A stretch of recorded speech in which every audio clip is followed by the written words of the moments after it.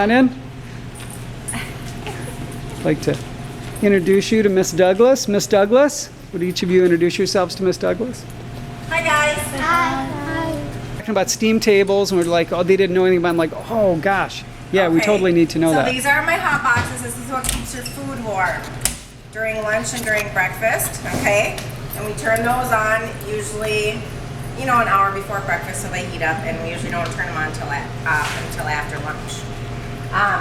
And this is where we keep, this is basically a steam table, and this is where we have to turn them all on to keep all the food warm during lunch. But we don't turn that on until probably about half hour before lunch. So it heats up, okay? So it keeps all that warm. And here's our front cooler. Of course, that's on all the time to keep your food cold, right? And then the other steam table's over here for the other line. And here is another hot box to keep your food warm. So we have one on each side. So with these hot boxes, do you plug these in to warm them up? Is that how they work? Yes. Okay. And Yep. how much in advance do you have to plug these in to get them warmed up? Well, since we use them for breakfast, we plug them in, I mean, in the morning, Okay. you know, like an hour before breakfast, so they have time to heat up. Nice. And then we turn them off right after lunch. Okay. Yeah. And here's our walk-in cooler.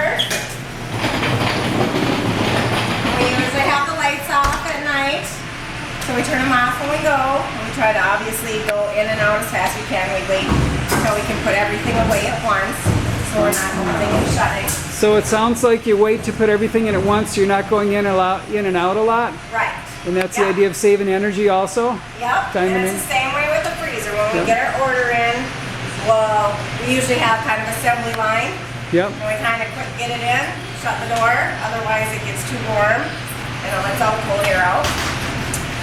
Okay. This is pretty much just to boil water. We don't use this a whole lot.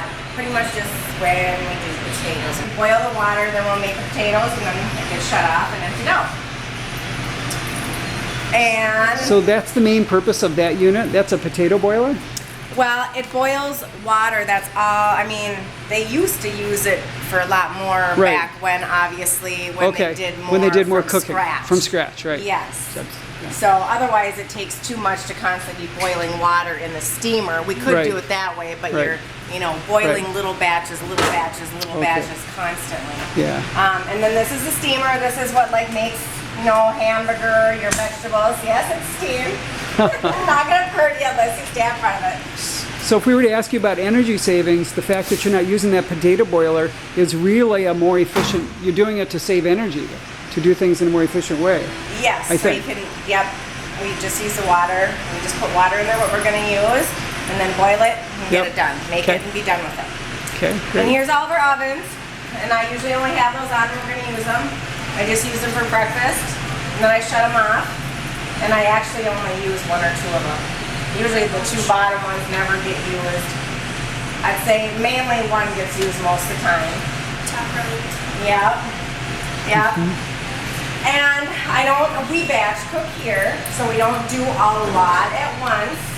So it means we make I usually make lunch, your guys' lunches for every two. Instead of making a whole thing of lunch for all day, because your food would get kind of gross. So that's one thing that I have to keep making, So the ovens stay on a little bit longer.